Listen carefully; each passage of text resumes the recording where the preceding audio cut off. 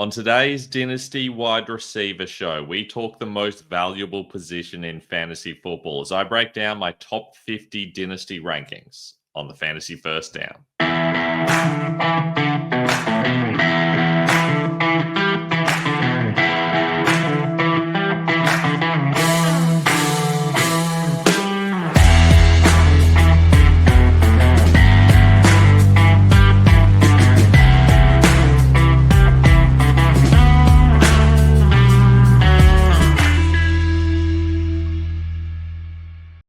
I'm Ben Wasley. Welcome to the Fantasy First Down. Today, we are talking wide receivers. I'll be breaking down my top 50, talking about what you should do with them, who you should be picking up, who you should be trading away, and how you should be valuing them relative to other positions. If you haven't already, make sure you go check out my quarterback and running back shows on YouTube. You can also like and subscribe here so you don't miss out all the other awesome content we have coming up. You can also hit us up in the comments or on Instagram or Twitter if you've got any questions. But now let's get into my wide receiver rankings for Dynasty. And at number one, there really is no surprise. Jamar Chase was spectacular last season, and we saw throughout the entire season that he was definitively the top guy. 17 touchdowns is insane, but 1,700 yards, 175 targets, you really can't ask for any more. Now, it is reasonable to expect there'll be some regression there, but I do think that the Bengals are still going to struggle in general offensively, and that he will still be a guy you definitely want to own in Dynasty. So he's the guy to target if you are trying to win now, but you're going to have to pay an absolute king's ransom. So you can get some cheaper options around the place as well. Justin Jefferson will have a few people a little bit scared, I think, with a new quarterback. He was the number two wide receiver last season, but he was nowhere near Jamar Chase. So I think you can get him at a little bit of a discount at the moment. And he's someone that I'm particularly targeting if I'm trying to win in my leagues, because a lot of people are going to be scared off by JJ McCarthy being the quarterback. I don't actually think that's going to make that big a difference. I still think he is the clear lead guy in this offense, and he's someone you want in your Dynasty team. CeeDee Lamb, another guy, still very young, still very talented, still capable of stud finishes. He's been top 6 in fantasy the last 3 years, and there's no reason to think that's going to change. I think the George Pickens being there will actually help CD a little bit, take a little bit of coverage off him, and he's still going to be the clear number one guy. So I can't see any situation where you shouldn't be taking him in the top 3 in Dynasty. After that, there is a bit of a gap for me before we get to Malik Neighbors. I do think Neighbors was very good, but it is really hard to trust someone where you don't know who their quarterback's going to be, either now or moving into the future. I know they brought in Jackson Dart, but I'm still not convinced that he's going to be able to stake a claim as the long-term quarterback, and that makes things a little bit scary. And even if he does, I'm not sure that he's that great for Neighbors, because I'm not really sure that the arm talent is really there. Having said that, Neighbors is the clear top target getter in this offense, and they're going to have to pass the ball because their defense isn't great, and it's not that their run game is spectacular otherwise. So Neighbors is going to be good in the long term. We know how good a talent he is.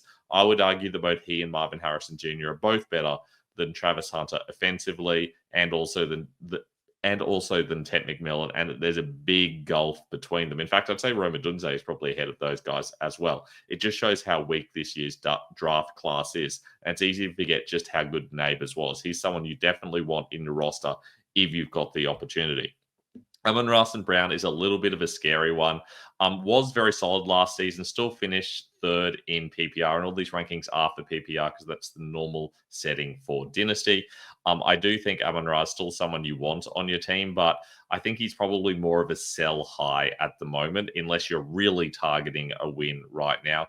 I feel like with Sam Laporta and Jamison Williams both likely to be there, and they are trying to target more wide receivers. They brought in Isaac Tesla. I think the run game's always going to be a strong option. So you need this offense scoring a lot of points to make the number one receiver be someone that can really be a top 5 option.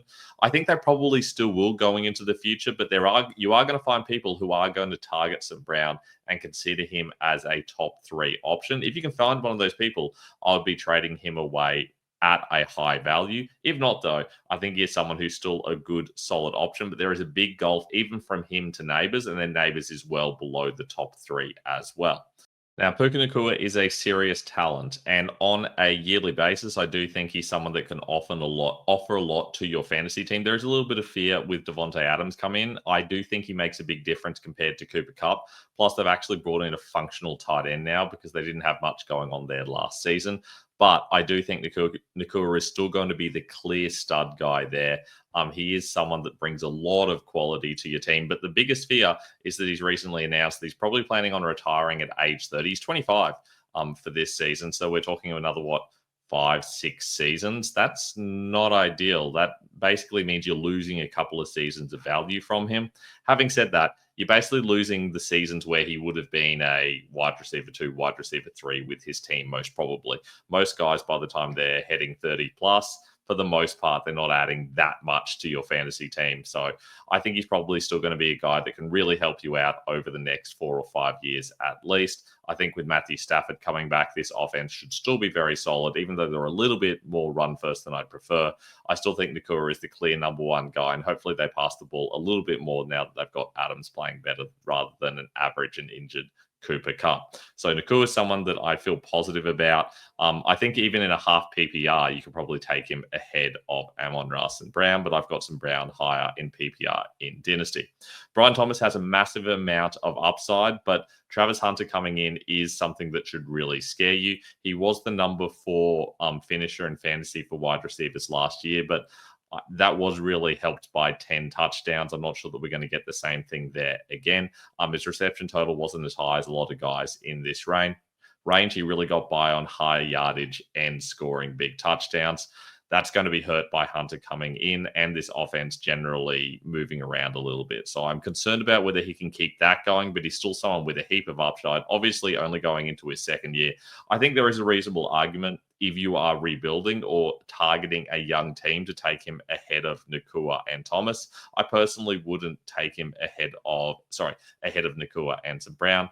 I wouldn't take him personally ahead of Nakua myself because I still think you're going to get more value right now of Nakua and into the future. But I think there is an argument to suggest St. Brown might fall off way sooner than the other two. So if you are thinking young, that is an option you can think about at least.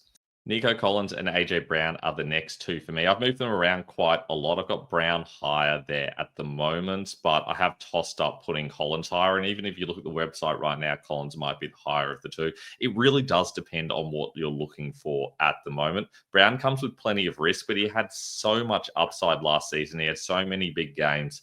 I am concerned about what's happening with Saquon Barkley and how much passing yardage he's getting. But realistically, this offense runs through Barkley, through AJ Brown, a little bit Devonta Smith, and also Dallas Goedert. So Brown is going to get a lot of touches. He's on a long-term contract, but he's also 28.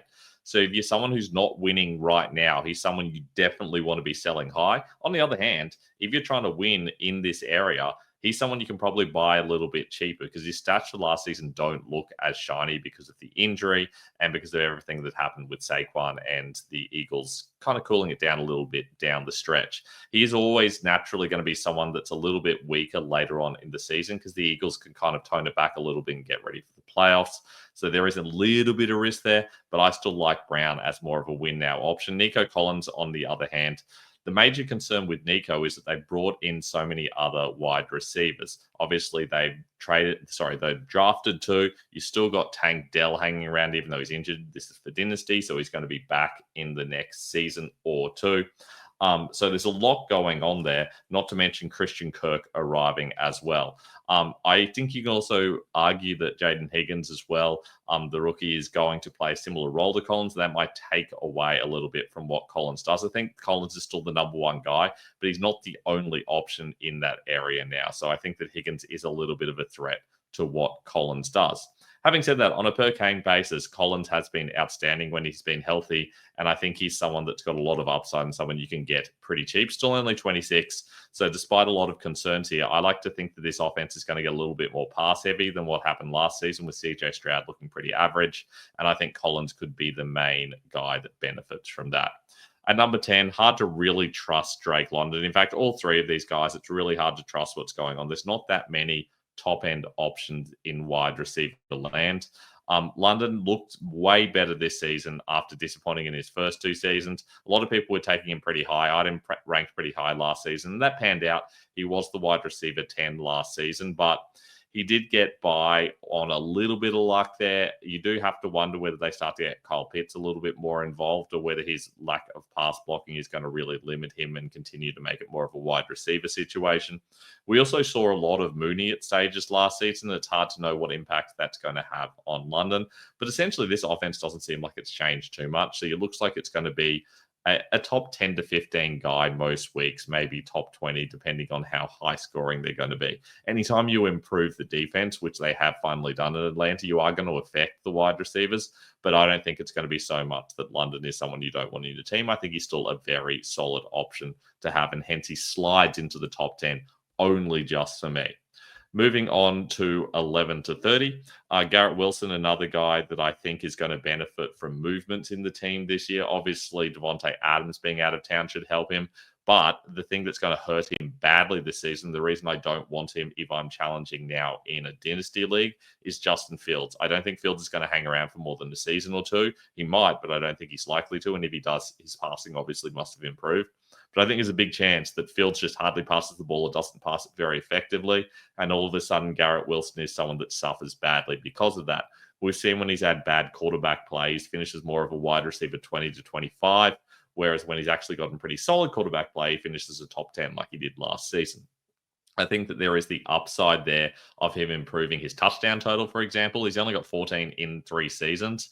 And I also think that with no Adams, he could be the clear number 1 receiver now, especially because the run game isn't dominating like it used to. So there's plenty of upside there, but I think he might suffer this season. So he's more of a sell high for me now, unless you're thinking very long term and you can convince someone that Fields is going to be a real issue with him, in which case you can maybe sell low. I think you're probably more likely to sell low, buy low. I think you're more likely to buy low a couple of weeks into the season, though.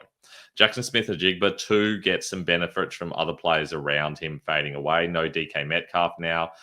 No Tyler Lockett as well. But this is still going to be a very run-heavy offense. Sam Darnold comes in, and I think he's an upgrade on Geno Smith, but not so much that I think JSN is going to massively benefit, because I think, if anything, Sam Darnold's going to use the outside guys more than Geno did. JSN was the wide receiver 7 last season. He should be solid again this season, but for me, he has less upside than a lot of the other guys in this range. He's never going to have a particularly high touchdown total. They are going to bring in more threatening wide receiver options over time. We'll get the guys that they've drafted in to be more effective. But for this season, I do think he should be very solid and should end up somewhere around the later half of the top 10. And that's fantastic for Dynasty, especially as he is still very young, still very talented, only 23, someone that you can get a lot out of. I think there is a valid argument to be taking him as high as 8 here if you're thinking very young, because I do think in a PPR league, he offers a lot there. I just think the upside is very capped compared to a lot of those other guys, especially on a season-long basis. Lad McConkey is someone that I didn't love particularly last year. I thought he was going to be solid, but I didn't expect this. Didn't expect a top 12 finish. The main issue for me was I thought we'd have a very run-heavy offense, and we saw that early on in the season with the Chargers, but they did start to air it out a little bit more as the season went on, and that really benefited McConkey. It is questionable whether he's going to be disadvantaged by Trey Harris coming in and being more of another big-bodied guy who could be more of an alpha receiver, plus Quentin Johnston finally starting to emerge. They are 2 talented receivers there, and we could find that those 2 are quite effective and hence limit McConkey's target share relative to last season. They've also got 2 better running backs, which could hurt him as well. Having said that, we're talking about a guy who through 1 season is already in the top 12, so there's obviously plenty of chance that he has a long career and is a solid fantasy option. Having said that, I think you can probably sell him high relative to others if you're looking to move players around. He's someone that I'd rather be moving on because I think his value is seen as being a little bit higher than it actually is. There is a big gap between him and JSN for me. In fact, I would have him ranked below T. Higgins even, based if I took age out of the equation altogether. Obviously, Higgins is 5 seasons in, has some injury risk as well, has missed games in the last couple of seasons, but he's only 26, and he looked fantastic on a per-game basis last season. In fact, last season on a per-game basis, he was like top 4 in fantasy points scored. The Bengals were just passing the ball so much that it meant that both wide receivers were very effective. I think that Higgins is someone that you can get very cheap. because if you just box score set looking, you're not really going to see just how good he was. Most places are just going to show his stats from last season. It seems like he was a top 20 wide receiver. He wasn't. He was more of a top 10 guy on a weekly basis, and I do think that upside is there. He just comes with a lot more downside now that he's signed to that big contract, as is Chase. So he's kind of locked into being the number 2 guy for the long term now. Having said that, also locked into being in a pretty high-scoring offense. So as long as nothing changes there and they remain passing the ball a lot and their defense has shown no signs of improving, I think Higgins could be someone that you can get as a nice little bargain. Marvin Harrison Jr. is someone I'm pretty nervous about. I don't know that this offense is going to change too much. They passed to wide receivers the 4th least of all offenses last season, and that's just kind of been a Kyler Murray staple. Trey McBride is really their number 1 receiver at the moment. It's hard to know how Harrison fits in here. I do still think he's going to improve in his second season. It's pretty standard for highly drafted wide receivers to get a big improvement going into year 2. I think that probably should happen for MHJ. I just don't know to what extent it's going to happen. So it's hard for me to rank him higher than this.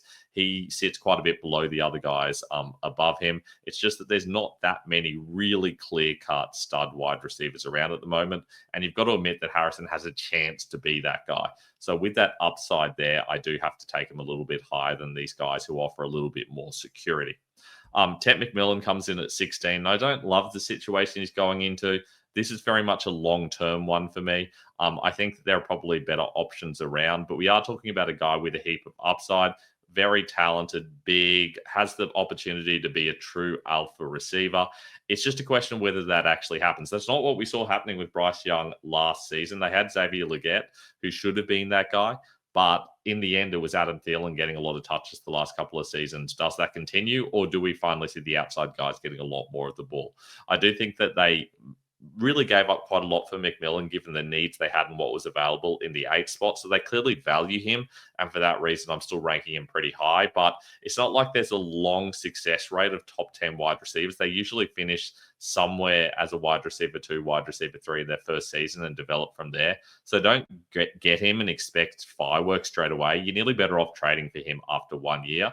Having said that, if you've already got him, hold on to him. He will be good. He will be very solid. I just don't like the idea of going out of my way to get him right now. I think he's a nice rookie bargain, kind of middle of first rounds of rookie drafts, though. DJ Moore's someone I'm pretty scared about. It's hard to know what this offense is going to look like. You think the O-line improvement should really help him, but now with Rome Odunze and Luther Burden in there, that's plenty of quality at wide receiver. They've got Colson Loveland. You know they still want to run the ball a little bit. There's a lot of threats there, and Moore isn't exactly young. We're talking about a guy who, while very talented, is only a couple of years away from being 30. Regression should be coming soon-ish, but this should technically be his prime. It's going to come down to whether Caleb Williams can run this offense functionally and actually get the ball downfield, because we saw that Moore's yards per reception dropped from an average about 14 yards per reception to under 10. And that is scary because he was still getting the normal amount of targets. He got his second most targets in his 7-year career. He just wasn't able to do as much with it. In fact, he got his most receptions, which is solid for PPR, but the lack of yardage is a real concern. So that needs to improve. It should happen with Williams having more functional time to pass. It's just a question is whether he's able to make the most of that or not. Travis Hunter comes in as a real risk. I think the upside here is huge, but there's always going to be downside with a guy who may not even be playing wide receiver in a season or two. I think it's entirely possible in a couple of seasons. We're talking about Hunter as being a cornerback who gets used a little bit on in offense. I know that we talk about him as being drafted as a wide receiver. That's what the Jaguars said they're going to do, but that might just be to appease him, and it might become very obvious he's not as much of a quality at wide receiver as he is a cornerback. When was the last time you saw a wide receiver drafted 2 overall? I can tell you that. It was Megatron. Calvin Johnson was drafted 2nd overall. So this is rarefied air. I don't think he is that good. He would not have been drafted anywhere near that high if he wasn't a two-way player. And cornerbacks relatively have similar value, if not more value, to wide receivers. And I think the Jags really do need cornerback help. So wouldn't surprise me if they eventually give in and use him as more of a cornerback. I think it's just going to make more sense for Hunter. For that reason, there's so much risk that I'm ranking him a little bit lower, but there's so much upside. We're talking about a guy with a heap of talent in an offense that is going to need to move the ball because their defense isn't great. He is going to be one of the top receiving weapons, and we know the slot guy there, and I think it could be Hunter, does get a lot of opportunities. So he slides in at 18 for me, just ahead of Chris Olave, who's a little bit scary. He at least gets another quarterback. We'll see if that helps him, but he didn't do much last season. He's still very talented. He's only 3 years into his career, still on his rookie contract, and it wouldn't surprise me if he wants out of the Saints at the end of the next year or two. So that talent is going to take him places if his work ethic can improve a little bit from what I've heard. Hard to see him getting inside the top 20 without a little bit of luck most seasons, but he's still a solid, good wide receiver 2 option if he can stay healthy. Has a couple of 1,000-yard seasons in him, but the lack of touchdown totals, the lack of receptions in general has been a concern. Hopefully the new quarterback helps him out, but I'm not convinced that this is going to be something that happens in the short term. More of a guy that you should be investing him if you're thinking more like 3 or 4 seasons down the line and looking for a cheap player. I think you can probably get him at a bargain. DK Metcalf moves across to the Steelers, and he's finally going to be back to being the clear number 1 like he was a couple of seasons ago. I think there's no reason to think for a couple of seasons he won't finish in the top 20, but I don't think we're going to see much top 10 DK anymore. It really depends on whether they pick up Aaron Rodgers or not, and at this stage, that's still unknown at the time of recording. Even if it's Mason Rudolph, I mean, he's still going to get enough targets. There's no one else there at all. Their number 2 is Calvin Austin. The number 3, I think, is Robert Woods, probably. So he is going to be the only guy. He and Pat Frymuth and a whole heap of running the ball. So if they're going to pass the ball, they're going to have to go to DK. He's going to have a lot of quiet games because there are going to be games where they don't pass at all. But it is a question of whether you feel like you can trust him if you can't use him reliably on a weekly basis. I think he's someone I'd rather be selling, but it's kind of hard to get value on him now that he's moved to a team that doesn't pass the ball. You kind of need someone who's going to fall in love with the upside of having a clear number 1 in an offense. I've heard a lot of people talking about selling high on Zay Flowers, but you're talking about a guy who's basically a locked-in, low-end wide receiver too. Went over 1,000 yards last season, didn't get a lot of touchdowns, but Derrick Henry's not going to be around forever unless they spend up on another running back. They are going to have to move the ball in the air. You also got to remember that he's not going to be in this situation forever. Either Lamar Jackson is going to have to continue passing the ball better, or he's going to end up elsewhere. He is on his rookie contract, so there is no guarantee he stays with the Ravens. And if he goes elsewhere, I think there's a heap of upside. He's a talented receiver who I think is massively undervalued. So if you're someone who is trying to build for the future, here's someone who's young, who is talented, and who is being underused at the moment by his team. And I think ultimately he's someone that's going to increase in value moving forward. I think he's a very good buy low. Xavier Worthy, on the other hand, I think is probably a little bit overvalued. People get really excited about the Chiefs' offense, but their passing game hasn't been anything to get excited about for a long time. He obviously improved later last season, but Rashee Rice is back, Hollywood Brown is back. I think even having him here at 22 makes me quite uncomfortable, and I'm tempted to move him lower.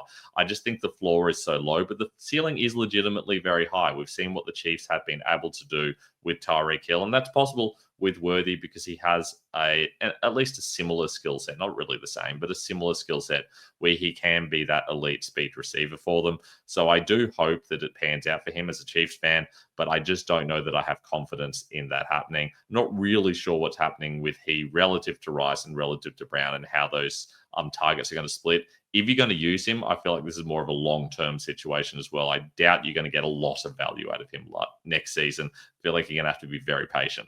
Another guy you're going to have to be patient with is Rome Odunze.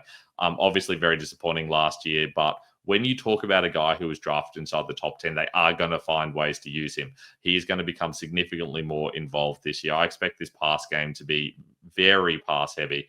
I think we're going to see a lot less running than we did previously. That should help DJ Moore a little bit, but I do think it helps Odunze. I also think it's going to help the rookie Luther Burden. So I expect that we'll see a lot more of the ball moving downfield, and I expect to see Odunze involved in the red zone a lot more. 3 touchdowns was way too low for a guy as big and as talented as he is.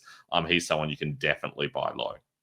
Rashee Rice is a scary one. I don't know what to expect from him. He's been so effective when he's been healthy and used, but how often he's been healthy and actually had this offense around him? I know that Travis Kelce is fading, but we still have Hollywood Brown coming back. He's never actually played with him. Xavier Worthy wasn't really the number 1 option at any point when Rice was playing. So it is clear that Rice has been good in the past, but there's so much to be scared about. Not to mention the legal issues hanging over him, the injury issues hanging over him. That's a trifecta of concern that I'm not interested in being involved in.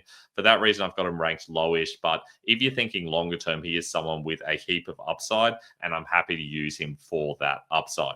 Another guy with upside is Jordan Addison. You just need one injury to Justin Jefferson, and all of a sudden Addison becomes a stud. Even as a number two, he's still a solid option. We've seen what happens in high passing offenses when you are able to move the ball a lot. The number two guy gets involved a lot. The problem is Jefferson is just such an obvious number one, and they don't really need to use Addison when they've got TJ Hawkinson there as well. And they don't have that star quarterback like Joe Burrow has for T. Higgins. That's the thing that concerns me about Addison. The talent's there, though, and I think that either he moves on or eventually he continues to get used as a solid wide receiver 2 option in a high passing offense. So the upside's there, and I like the upside. I like upside in Dynasty, especially in this range. Another guy with upside is Jameson Williams. No reason he can't become a number one receiver somewhere. We know that the Lions are expected to move the ball downfield a lot more. That's according to their OC. So I would think that we're going to see a lot more from Williams. He was wide receiver 23 last season, got over 1,000 yards and didn't even play every game, nor did he look fully healthy. I do think that he is going to remain a downfield threat. It's just a question of what exactly that looks like, because there's so many guys that want to get involved in this offense and they can't keep moving the ball as much as they have in the past. It's just a little bit too much. So Williams comes again with a heap of upside and a heap of risk, as do a lot of guys in this region. Matthew Golden's someone that really concerns me. We're talking about a first round receiver. I don't know that he should have gone in the first round. I think that his metrics got people a little bit excited, but I'm not sure that the pure talent there as a receiver really merited a first round pick, especially for the Packers, who probably needed more of an alpha guy. I feel like they just got more of the same out of Golden. Having said that, you've got an injured Christian Watson. I think we can say that Dontavian Wicks just isn't the guy. Jalen Reed seems to only get used in kind of 3 receiver sets, which isn't great for his value. So they do need that number one guy, and it ain't going to be Romeo Dobbs. So it's probably going to be Golden. It's just how much value that has. They don't pass the ball enough to really get a lot of value out of that. They use their tight ends a lot, but it's so much of the running game for the Packers at the moment. Unless that changes, Golden isn't going to offer you a lot of value. So for that reason, I've got him below these other guys, even though he's more of a number one compared to quite a few number twos in this region. I wouldn't hate it if you are rebuilding and you want upside. If you took him as high as, say, 20 overall in Dynasty, I think there's possible value there. I think he could end up finishing in that range. There's just a lot more risk than a lot of these other guys. Back to another number 2 with Devonta Smith, and we're talking about a guy who's rolled quite a few thousand-yard seasons off, but he was disappointing last year. Injury certainly hurt him, but we know that when everything's going well with the Eagles, everything runs through Brown, Smith, Goddard, and now Barkley as well, and that's going to continue to happen. The problem is they're not passing the ball as much with Saquon Barkley. That makes Smith pretty scary. He's signed to a long-term contract. He's already 27. That limits his value, but he should still be someone who's a solid wide receiver 2, wide receiver 3 for you for the next 3 to 4 seasons. That has plenty of value compared to everyone else in this region who has far more risk. Speaking of risk, George Pickens, we don't know what this is going to look like with the Cowboys. My biggest concern with Pickens, he just feels like the kind of player who's going to find ways to get himself out of the league, to get himself out of good positions. We've seen this happen with players who are very talented, but they're not able to get their head right. And for that reason, they end up out of the league way sooner than other guys would. Feels kind of like Pickens is the kind of guy that could end up on that trajectory. Was very disappointing last season. Goes into an offense where it's not like they pass the ball a massive amount. It's not like the Cowboys are amazing at the moment, but hopefully Pickens can get some assistance from CD Lamb taking most of the looks. Therefore, Pickens gets a whole heap of opportunities to get free downfield and can be that downfield threat. How much value does that have in Dynasty? Well, it's about a wide receiver 3. He's still young, and for that reason, I'm happy to have him on my team. I'm just not going to pay up for him. I think some people are a little bit overexcited by this situation, especially considering Pickens is still only 24. I don't think the upside is quite there compared to a lot of other guys, but if you're looking for a young receiver that does have solid upside, especially if Lamb goes down with an injury or if this offense picks up, I think Pickens is a reasonable pick up. Jerry Jeudy in at number 30. And look, he popped off last season, ended up as the wide receiver 11, but for parts, he had quite a few top weeks as well. Over 1,200 yards, which he'd never done previously over at Denver. So moving to the Browns made a massive difference. And This is a question of who his quarterback is. I think if his quarterback is someone who's really going to move the ball downfield, then this could be really positive. But it also could go in the other direction where they decide to run the ball heavily, pass the ball a whole lot less, and change the way the offense functions. Not a lot of competition here, though. I do think Cedric Tillman has a lot of quality, and we don't really talk about him enough. But their number 3 at the moment looks like it's going to be Michael Woods. So this has got to kind of focus through Judy, through Tillman, and also through David Njoku. I don't think the run game is going to be strong enough to really lift this offense to another level. They're going to be trailing at a lot of games, so there are going to be a few more big games next season for Judy. There are always concerns about someone with his personality. He's a little bit flaky in general and a bit difficult to deal with. From what I've heard, don't know him personally, obviously. But I do think that there's clear upside there with a massive amount of risk, especially for a player who kind of boomed in his 5th season. That generally leads to a lower season next time, though not every single time. Okay, let's move on to 31-50. And we're talking another rookie. We're talking the Bucks going crazy and getting Emeka Egbuka. I don't love this pick at all. I don't love this situation at all. I think he probably goes in as the wide receiver 3, but you're going to have to be real patient with him because we know that Evans and Godwin are the clear top 2 here. I think long-term they're thinking Egbuka and possibly they think that McMillan could be the guy long-term. But I think if they really trust in McMillan, they wouldn't have been going out of their way to get a rookie. Having said that, we saw what happened last season when both Evans and Godwin were out. We can see that Evans is clearly fading and probably only has a year or 2 left in him. So even if it's Godwin, Egbuka, and McMillan, that's still going to be solid for Egbuka. I think he'd probably slide in as a top 25 wide receiver in that situation. He's got so much talent. He's a first-round pick. I feel like you can reasonably feel like you're going to get a lot of value out of him long term, but you don't want him on your team if you're trying to win now because you're going to get next to nothing this year. It's going to be like a Roma Dunze situation where he's clearly the number 3 guy and he needs a lot of luck for something to go his way. And I think it's probably unlikely it does, although we have seen crazier things happen as well. I don't think, for example, we expected Brian Thomas to necessarily come in and be the number 1 guy, and yet he clearly was ahead of a couple of veterans. We saw Jackson Smith-Njigba be the number 3 for a while, had a season of doing that, and then suddenly became the clear number 1 guy, even though the veterans were still there. So there is a path to that, and I do think that could possibly happen. I'm not generally willing to wait that long in Dynasty unless you're really trying to rebuild. Terry McLaurin has rolled off 5 straight 1,000-yard seasons. I do have concerns about what's happening with this offense with Deebo Samuel coming in. Terry really benefited from getting 13 touchdowns last season, which made him a top 10 receiver. I don't see that happening again. We're also talking about a guy who is now 30, and obviously in Dynasty, that means, especially as a speed receiver, a deep threat, probably not going to have more than a couple of years left in him. That's why he's so low down here. But if you're trying to win right now, he's someone you can pick up and get a lot out of because he is likely to finish as at least a top 20 receiver again this year with the quality of passing you get out of Jaden Daniels. Now, below him, we have Courtland Sutton, who's kind of in a similar situation. The issue, of course, with Sutton is that the Broncos are clearly trying to move things around, trying to run the ball a little bit more. They picked up RJ Harvey. I don't think they're going to succeed in that. I think they're kind of going to be forced to keep passing. I feel like Sutton, therefore, becomes the clear number 1 guy. I don't think Pat Bryant's a threat to him at all. I don't even think he's going to start. So Sutton remains the number 1 guy, over 1,000 yards, nearly 10 touchdowns for the 2nd season in a row. Wide receiver 15 last season, more of a non-PPR or half PPR threat, but I still feel like if you're in a win now situation, you can afford to buy a player who's 30, use him for a couple of seasons and be happy enough with that. That's where Sutton goes. So very similar to the Terry McLaurin situation. And really not that dissimilar to Brandon Ayuk. A lot of these older players here, Ayuk's not quite as much older. He's 27. In an awkward situation, obviously had a couple of massive seasons in 22 and 23. 23 had 1,342 yards. Very efficient, not as many receptions, more of a downfield guy. I feel like CMC being healthy this year could hinder him again, but then again, it didn't hurt him a couple of seasons ago. It's more that Ayuk needs to get healthy and actually be on the field because I feel like he's going to, with Deebo gone, have a lot less threat from guys like Juwan Jennings and Ricky Pearsall as well. So Ayuk could provide value for a couple of seasons. I don't know what exactly is going to happen with this offense. If everyone's healthy, Ayuk is not someone you can trust on a weekly basis. He's a great best ball option, but unless you're willing to take big swings and need to take big swings and he's your wide receiver 3, for example, he's not someone that I'm willing to rely on.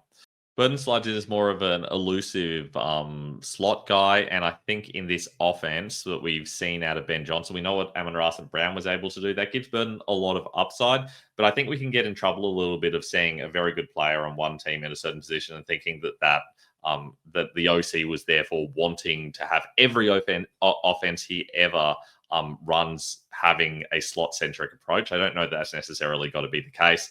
And for that reason, I don't think this is going to function around Burton. I feel like this is going to be a lot more evenly spread out. And with so much talent in this offense, and Burton being the second rounder compared to a DJ Moore, who was very expensive for them to get, and also Roma Dunze, who they spent the 9th overall pick with, and also another tight end that they spent a top 10 pick on in Colston Loveland. Burton hardly slides in as the top option there. That adds a whole heap of risk to your situation. He could end up being the clear number 3 guy indefinitely, but the upside is there because we've seen what Ben Johnson can do when he has this slot guy starring, and that could be the case here. Keon Coleman was someone that really disappointed me last year. He broke my heart. I had such high hopes for him. Very talented player. I thought he could be the clear number 1 guy, and he wasn't. But all the other guys are out of town. So unless they're planning on bringing in someone else, it cannot be Clearly here. That is not going to work. He is not an alpha-style receiver. Keon Coleman clearly is. I don't believe in Joshua Palmer as being that guy. I do believe in Coleman being that guy. So for that reason, I'm willing to take a big swing on him. I'm telling you right now, there is massive risk. He is someone who could possibly never do anything in fantasy, and I'm acknowledging that right now. I will rank him in redraft far lower than this because the risk is so high. But in Dynasty, at this range, I would rather have a player who's actually going to start for me and potentially going to start for me for 5 or 10 years rather than not doing anything with anybody. We have seen players do this where they come in, they take a couple of years to get going, and then they become a superstar. We saw that with guys like Nico Collins, for example, who did nothing for his first 2 seasons, and all of a sudden he's ripping off 1,300-yard seasons. That could happen with Keon Coleman. I believe the upside is there. I'm willing to take the risk. If you're rebuilding, I hope you'll take the risk with me. Mike Evans obviously rolled out another 1,000-yard season, his 11th in a row. What a freak this guy is. Having said that, it wasn't quite the same type of season we've seen in the past. Still managed double-digit touchdowns, but even with that, couldn't get into the top 12 in PPR. Hard to see what's going to happen for him this season. He's surely only got a season or 2 left in him as a 32-year-old. In Dynasty, for that reason, you really only want him if you're winning now. Having said that, if you're winning now, you definitely want him because you can get him cheap. I would happily play a second rounder for him if my goal is to win this season because you're going to get another solid season out of him if you need a wide receiver too. If you need a wide receiver too, pay up, go get him. You're probably going to have a late second and you're going to get a heap of value out of Evans relative to what you're going to get otherwise out of that pick. Speaking of second rounders, Trey Harris drafted in the second round. I think you can really add something to the Chargers here. They need a clear outside wide receiver. Harris has done some really good things in college, and I feel like he can come in and take over from what Mike Williams used to do. It is a question of how he and Quentin Johnston fight it out for that role of being kind of the big-bodied guy. I do like what Johnston offers, but his separation issues have been noted. So Harris is someone that could come in and be that guy, or he could come in and do next to nothing, as we've seen with a lot of second-round receivers, especially late in the second round. So again, the risk is high, like with Keon Coleman, but I do think there's upside, just a little bit less upside with Coleman, but a little bit of a higher floor. Xavier Legette, another guy who's likely to be fighting it out to be the second guy on his team. I still like his talent. I loved him in college fantasy a couple of seasons ago. I was big on him, have him in a lot of dynasty leagues, but them drafting Ted McMillan really does hurt Legette's value. It kind of tells you what they feel about Legette. They feel he can't be a clear number 1 guy, that they want a clear stud option that Legette's going to kind of come in as being the number 2 at best. And it's not like he's a very different player for McMillan, so he is clearly behind him. Unless something really weird happens, I feel like this really hurts Legette. So for that reason, he's a little bit further down for me, but as a former first rounder, I still feel like the upside is clearly there. Speaking of upside, another big guy, Jaden Higgins. I feel like he could be very solid this season, but he's clearly behind Nico Collins, and there's so much else going around in this offense that he's probably going to be the wide receiver 3, at least initially, and it's hard to see him going past Collins anytime in the near future, which really limits his upside. Having said that, he is someone with plenty of upside. Separation is a bit of a concern for me, despite his impressive athleticism.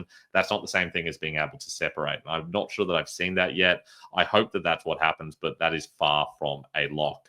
Michael Pittman comes in at 41. And for me, someone that just gets hurt so much by his quarterbacks, he's still the clear number one receiver in this offense. It's not Josh Downs, who just gets checked down to a lot, depending on who the quarterback is. It's definitely not Alec Pierce, who was just a deep threat. Adonai Mitchell's been a massive disappointment. Pittman is the guy, but gosh, they cannot work out how to use him. A couple of seasons ago, he was nearly in the top 12 receivers.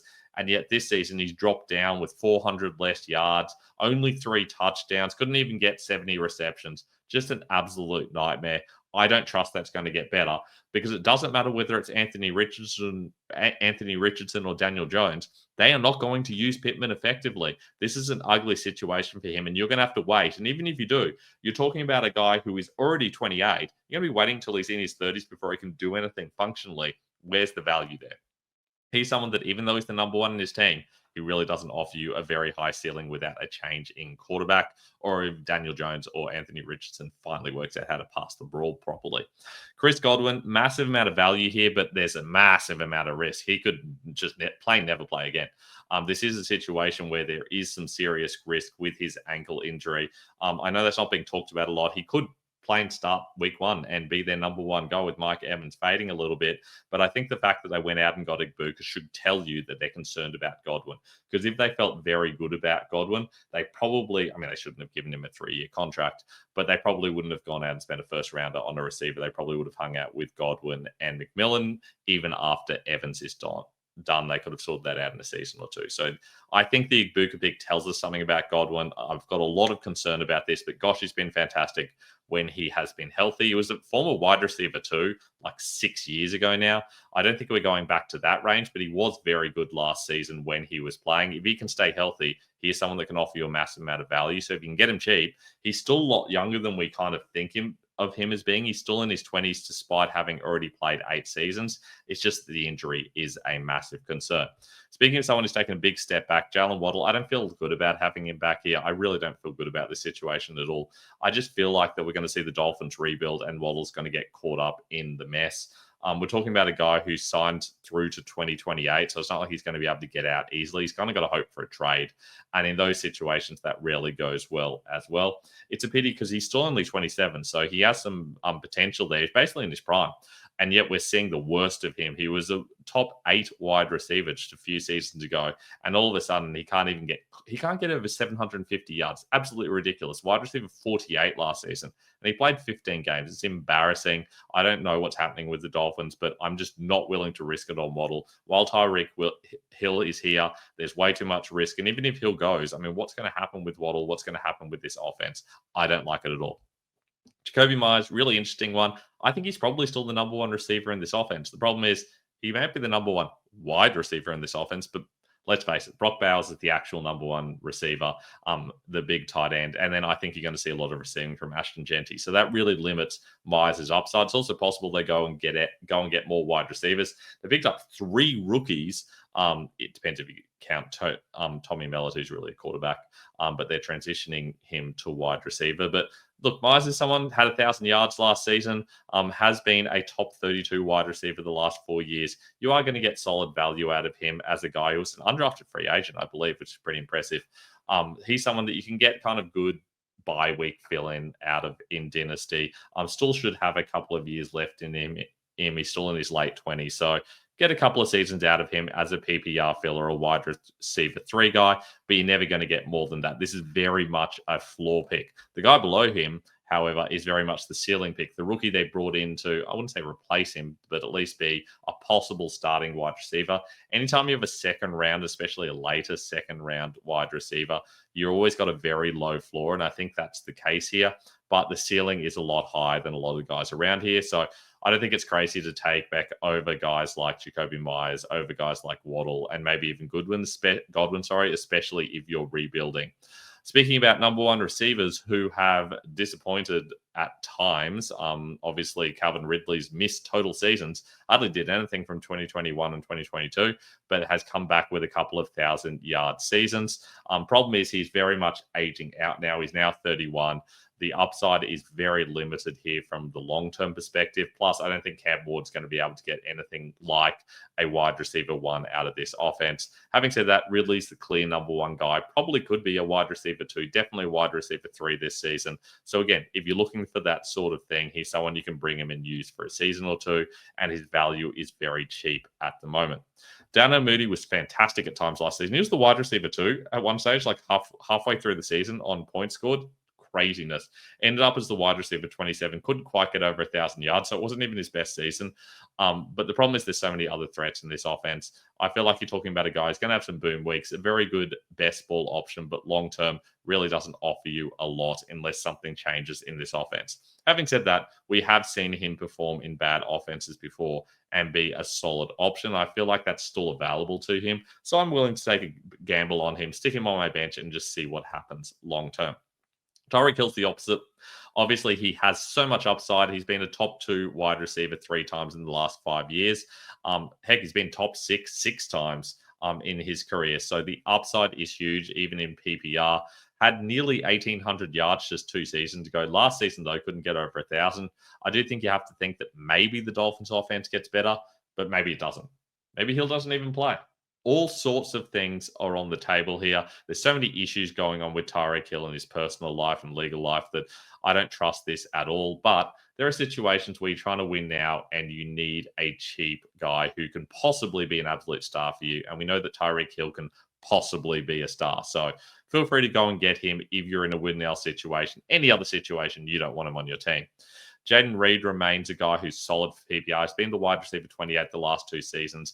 I don't think that Matthew Golden coming in actually makes that much a difference to Reed's role. He's still what he is. He'll be one of the top receiving options for Jordan Love whenever they're in 3 receiver sets, and he won't even be on the field when they're not in 3 receiver sets. So that kind of locks him into wide receiver 3 value, and he'll just continue to do what he does and be a solid fantasy performer. So if you need a guy like that, Reed's an option for now, and he will eventually fade into obscurity, I expect.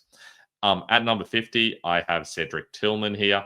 I talked about him earlier. I really like the upside, but ultimately we're talking about a guy who's never had more than 339 yards in a season. The floor is very low, but he had some boom games last season. And if he can get healthy and remain a top 2 receiver in an offense that probably needs to pass the ball because they're going to be losing a lot of games, I think he could be very good. It's ultimately going to come down to which quarterback he has. So I love him as a cheap option. You can get him not quite free, you can probably get him for a 3rd rounder, maybe a late 2nd rounder. And then all of a sudden you've got a guy who could be a very good wide receiver for the long term. Because realistically, talking about a guy who's only played 2 seasons, he's still only 25. So the ceiling is very high for someone you're getting in this range. Other guys I haven't mentioned in my top 50, got some vets that I don't think offer that much value. Guys like Deebo Samuel, Devontae Adams, Stephon Diggs, they would be coming next. Their win now options, I don't even think you're going to get that much out of Deebo, but at least you get a couple of years.